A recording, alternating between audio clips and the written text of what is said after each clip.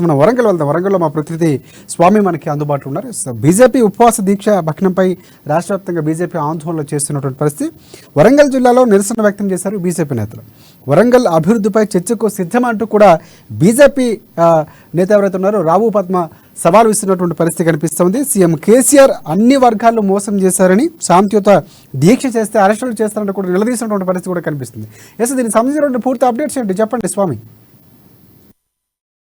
Right Rajasekhar, మొత్తానికైతే BJP రాష్ట్ర అధ్యక్షుడు కిషన్ రెడ్డి ఆ దీక్ష దీక్ష దివాసులు చేస్తా ఉన్న పరిస్థితి అయితే హైదరాబాద్ లో నెలకొంది. మొత్తానికైతే అక్రమ అరెస్టుకు నిరసనగా కూడా ఇవాళ హన్మకొండ జిల్లా బీజేపీ అధ్యక్షురాలు రావు పద్మ కూడా ఆధ్వర్యంలో అమరవీళ్ళ స్థూపం దగ్గర కూడా ప్రభుత్వ దిష్టిబొమ్మ దహనం చేయడం జరిగింది. అట్లాగే కూడా ఇవాళ మొత్తానికైతే గ్రేటర్ వరంగల్ ఆ అభివృద్ధి పేరుతో కూడా దోచుకు తింటున్నారని చెప్పి కూడా ఇలా పరిస్థితి అయితే ఏర్పడిన పరిస్థితి కనపడతా ఉందని చెప్పవచ్చు. ఎందుకంటే మొత్తానికైతే వేలాది కోట్ల రూపాయలను వెచ్చించినప్పటికీ కూడా ధనార్జన ధ్యేయంగా కూడా ఇలా ప్రభుత్వ అంటే అధికారులను చుక్కుట్లో పెట్టుకొని కూడా ఇలా ప్రభుత్వ యంత్రాంగం కూడా ఆ జేబులు నింపుకున్న ధోరణిలో కూడా ఇలా రావు పద్మకు కామెంట్ చేయడం జరిగింది. మొత్తానికైతే ప్రభుత్వ దిష్టిబొమ్మ దహనం చేశారు. ఈ నేపథ్యంలో కూడా మొత్తానికి ఆ ప్రభుత్వ చీఫ్ గా వ్యవహరిస్తున్నారు దాసం వినయ్ భాస్కర్ పశ్చిమ ఎమ్మెల్యేగా ఉన్న పరిస్థితి కనబడుతోంది.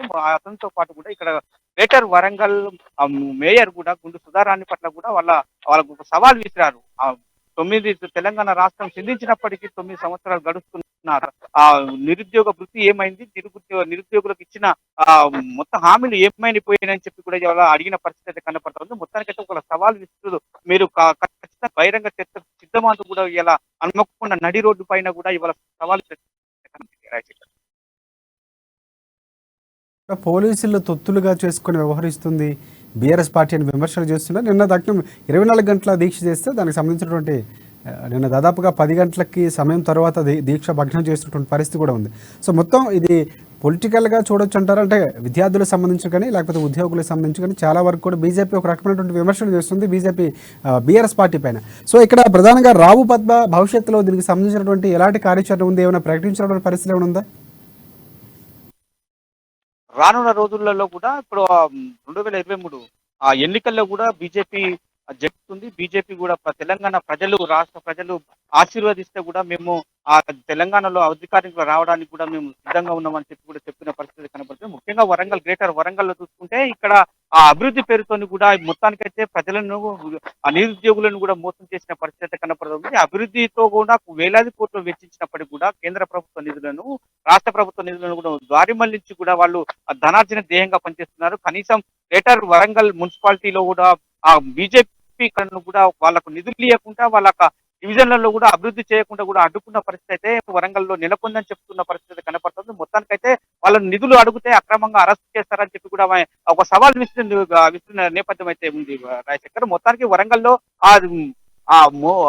బీఆర్ఎస్ నేతలను బీజేపీ నేతలను గల్లీలలో కూడా తిరగకుండా చేస్తామనే కోణంతో కూడా వీళ్ళు వ్యవహరిస్తా ఉన్నారు. కానీ మొత్తానికి ప్రజలే బుద్ధి చెప్తారు. ప్రజలే రాజకీయంగా చూస్తే మాత్రం తగిన గుణపాఠం చెప్పే రోజులు దగ్గర పడుతున్నాయని చెప్పి కూడా ఇలా రావు పద్మ ఒక హన్మకొండ అమరవీరుల స్థూపం దగ్గర కూడా సవాల్ విసిన పరిస్థితి కనపడతా ఉంది. మొత్తానికైతే ఈ రావు పద్మ భవిష్యత్తులో కూడా ఇప్పుడు పశ్చిమ నియోజకవర్గం నుంచి ఎమ్మెల్యే అభ్యర్థిగా పోటీ చేసే అవకాశాలు అయితే ఎక్కువ కనపడుతుంది.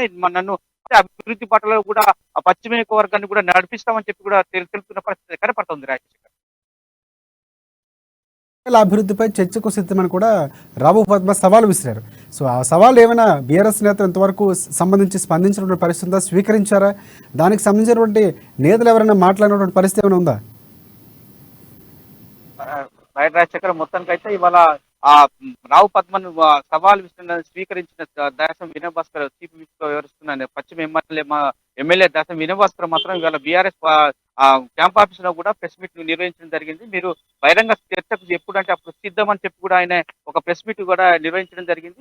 అందులో భాగంగా కూడా అంటే రాశికి రాని వాళ్ళు దోషులతో పట్టినట్టుగా ఎన్నో అంటారు, కూతలు కూయడం ప్రజలలో ఎవరు చైతన్యవంతులు ఉన్నారు అని చెప్పి కూడా ప్రజలే గుర్తిస్తా ఉన్నారు. కానీ కాబట్టి ఆ ప్రజల చేత ఎన్నుకబడ్డ మేము ప్రజాప్రతినిధులు, మేము రాజకీయ కోణంగా ఏనాడు కూడా తెలంగాణ ప్రజలు చూడలేదు, వరంగల్ ప్రజలను కూడా అంతకంటే చూడలేదని చెప్పిన పరిస్థితి కనపడుతుంది. మొత్తానికైతే ఈ సవాల్కు చర్చకు సిద్ధమని కూడా డేట్ ఫిక్స్ చేయని చెప్పి కూడా ఇవాళ ఒక జాతకం చెప్తున్న పరిస్థితి కనపడతా ఉంది రాజశేఖర్. మొత్తానికైతే ఒక వాదనలో అయితే ఇవాళ అరెస్టుల నేపథ్యంలోని అటు కిషన్ రెడ్డి కావచ్చు, ఇటు పక్క వరంగల్ అంటే మున్సిపాలిటీలో బీజేపీ కార్పొరేటర్లను అరెస్టు పర్వంగా కూడా ఇలా బీజేపీ హన్మకొండ జిల్లా అధ్యక్షురాలు రావు పద్మ అయితే ఒక సవాల్ విసిన నేపథ్యంతో హాట్ టాపిక్ గా వరంగల్ హాట్ టాపిక్ గా మారిందని చెప్పుకోవచ్చు.